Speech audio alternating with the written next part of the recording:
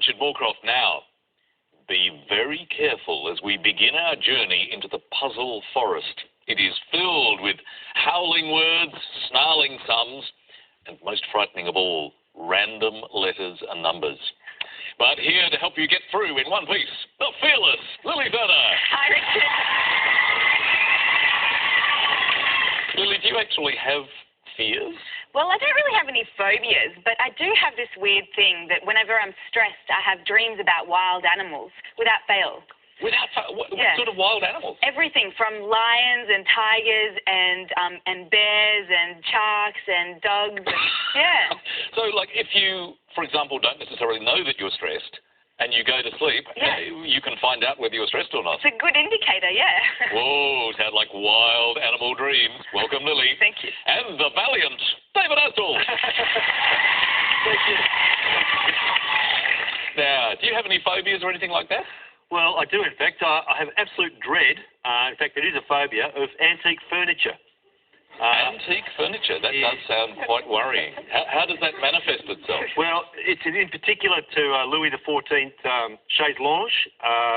My therapist says when I'm ready to talk about it, I will. So I'm just getting through it, and I will be quite open to talk about a Chesterfield credenza as well. Yeah, I think you're brave to come on the show. Welcome, Thank you. David. Yeah.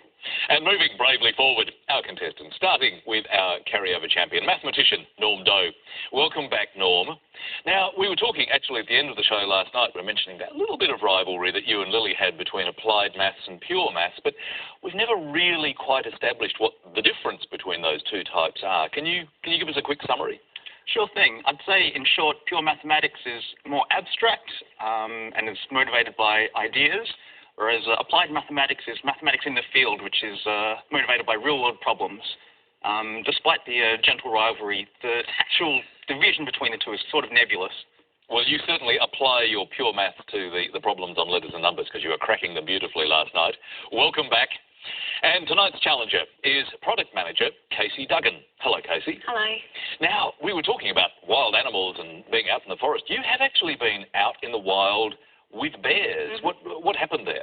That's right. Last year, my husband and I went on a bear viewing holiday. So every day we left our hotel in the middle of this quite remote national park in Alaska and went and sat and watched bears catching fish. And So these were those huge grizzly bears. yeah, the big brown bears that you sort of see on the documentaries catching the salmon in the running stream. How close were you?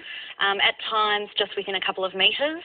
So very close. That must have been both incredibly exciting and quite terrifying. Yeah, I mean, it had its moments, and our guide was armed with a can of bear spray, which is really no more than pepper spray. I was expecting a shotgun or something, but thankfully he didn't have to use it at any point, and they were very mild-mannered and lovely to watch. How extraordinary. Well, welcome on the show. I think this will be mild by comparison. Yeah. So, please, best of luck tonight, Norm Doe and Casey Duggan.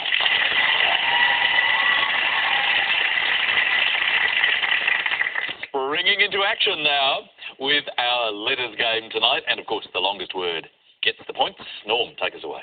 Can I start with a consonant, please? Sure. Let's start with N. And then a vowel, please? O.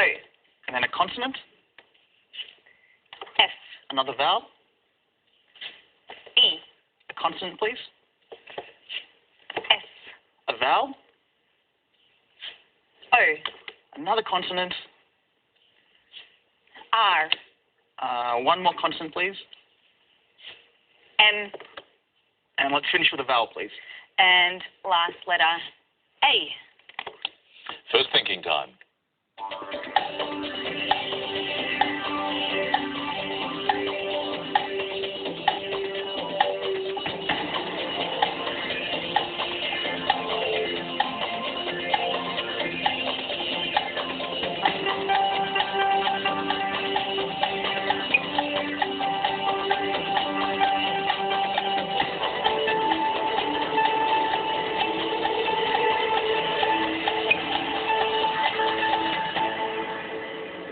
How many would you like to start with, Norm?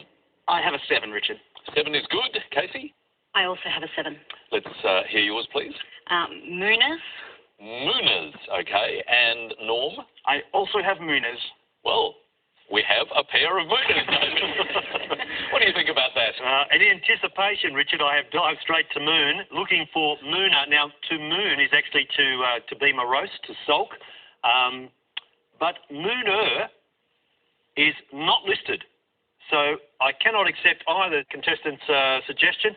There is foreman here, but Casey was talking about brown bears, and another word for brown, or a type of brown, is maroon. And maroons is there also for 7.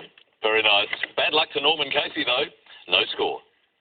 Next lot of letters, and Casey, your choice this time. Could I get a consonant, please? Let's start with C. And another consonant?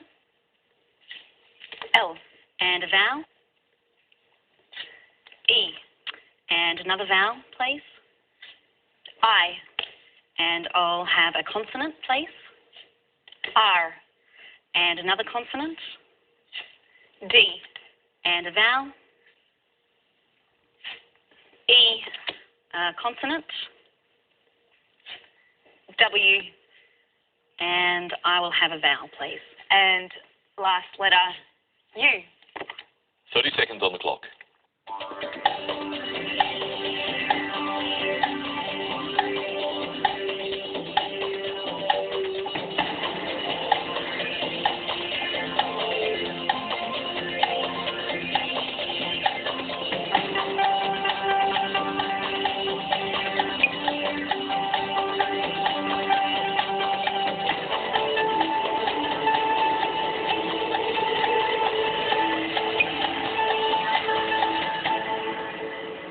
So, Casey, your first chosen letters, how did you go? I had a 6.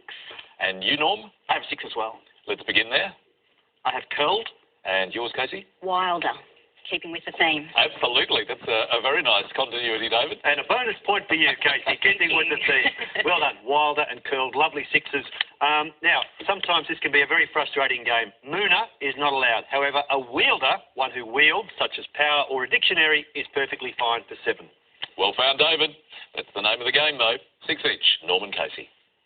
Well, time for the first of those snarling sums now with our numbers game. And, Norm, you've always gone for the classroom mix in the past, haven't you? That's correct, Richard.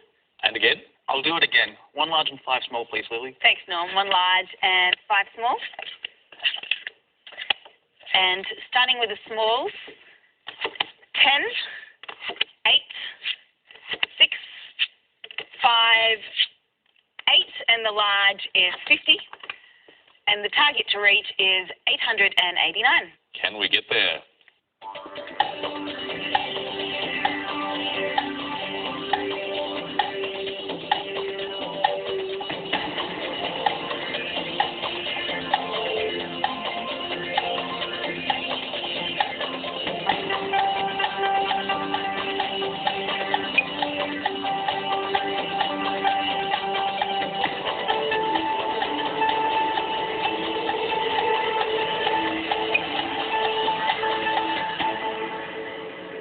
Well, Norm, how did you go? I think I have 889. On the target? Why does that not surprise me? Casey, how about you? 888.